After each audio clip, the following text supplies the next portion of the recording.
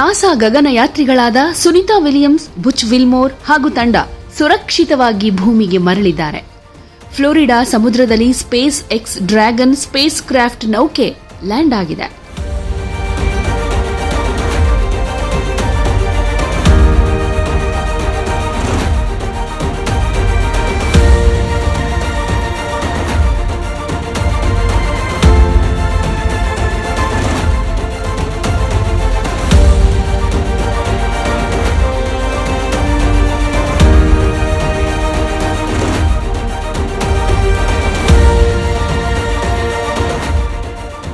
ಸಮುದ್ರಕ್ಕಿಳಿದ ನೌಕೆಯನ್ನ ನಾಸಾ ಹಾಗೂ SpaceX ಸಿಬ್ಬಂದಿಗಳ ತಂಡ ಹಡಗಿನ ಮೂಲಕ ಮೇಲಕ್ಕೆತ್ತಿದೆ. ನೌಕೆಯಿಂದ ಸುನಿತಾ ವಿಲಿಯಮ್ಸ್ ಹಾಗೂ ತಂಡ ಹೊರಬಂದಿದೆ. ಗುರುತ್ವಾಕರ್ಷಣ ಬಲವಿಲ್ಲದೆ ಕಳೆದ 9 ತಿಂಗಳಿನಿಂದ ಬಾಹ್ಯಾಕಾಶದಲ್ಲಿ ಕಳೆದಿದ್ದ ಸುನಿತಾ ವಿಲಿಯಮ್ಸ್ ಹಾಗೂ ಬುಚ್ ವಿಲ್ಮೋರ್ಗೆ ಆರೋಗ್ಯ ತಪಾಸಣೆ ಕಾರ್ಯ ಶುರುವಾಗಿದೆ.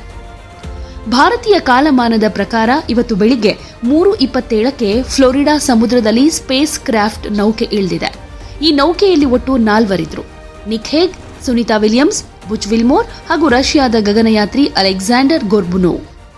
ಡ್ರ್ಯಾಗನ್ ಸ್ಪೇಸ್ ಕ್ರಾಫ್ಟ್ ನೌಕೆಯ ಹ್ಯಾಚ್ ಅನ್ನ ತೆರೆಯಲಾಯಿತು. ನಂತರ ಸಿಬ್ಬಂದಿಗಳ ತಂಡ ನೌಕೆಯ ಒಳಗಡೆ ಹೋಗಿ ಅಗತ್ಯ ವಸ್ತುಗಳನ್ನು ಹೊರತಂದಿದ್ದಾರೆ. ನಂತರ 4 ಗಗನಯಾತ್ರಿಗಳನ್ನ ನೌಕೆಯಿಂದ ಸುರಕ್ಷಿತವಾಗಿ ಹೊರತರಲಾಗಿದೆ. ಸುದೀರ್ಘ 9 ತಿಂಗಳಿನಿಂದ ಬಾಹ್ಯಾಕಾಶದಲ್ಲಿ ಗುರುತ್ವಾಕರ್ಷಣ ಬಲ ಇಲ್ಲದೆ ಕಳೆದಿರೋ ಕಾರಣ ಭೂಮಿಗೆ ಬಂದಾಗ ಏಕಾಏಕಿ ಗುರುತ್ವಾಕರ್ಷಣ ಬಲಕ್ಕೆ ಒಳಪಡ್ತಾರೆ. ಹೀಗಾಗಿ ಗಗನಯಾತ್ರಿಗಳಲ್ಲಿ ತಲೆ ಸುತ್ತು ಸೇರಿದ ಹಾಗೆ ಕೆಲವು ಆರೋಗ್ಯ ಸಮಸ್ಯೆಗಳು ಎದುರಾಗುವ ಸಾಧ್ಯತೆ ಇದೆ. ಹೀಗಾಗಿ ಗಗನಯಾತ್ರಿಗಳಿಗೆ ವೈದ್ಯರ ತಂಡ ಆರೋಗ್ಯ ತಪಾಸಣೆಯನ್ನ ಶುರು ಮಾಡಿದೆ.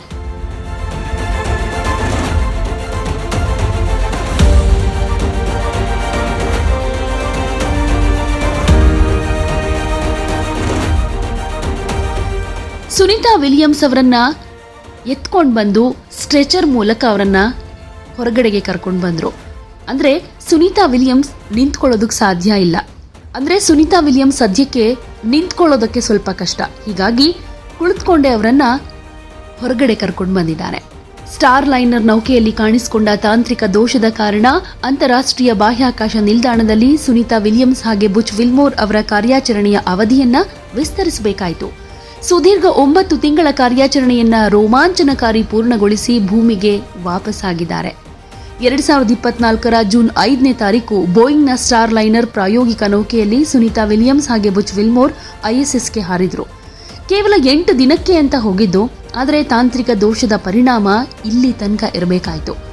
ಬೋಯಿಂಗ್ ಮತ್ತು ನಾಸಾ ಇಬ್ಬರೂ ಇಲ್ಲದೆ ನೌಕೆಯನ್ನ ಇಳಿಸಿದ್ರು.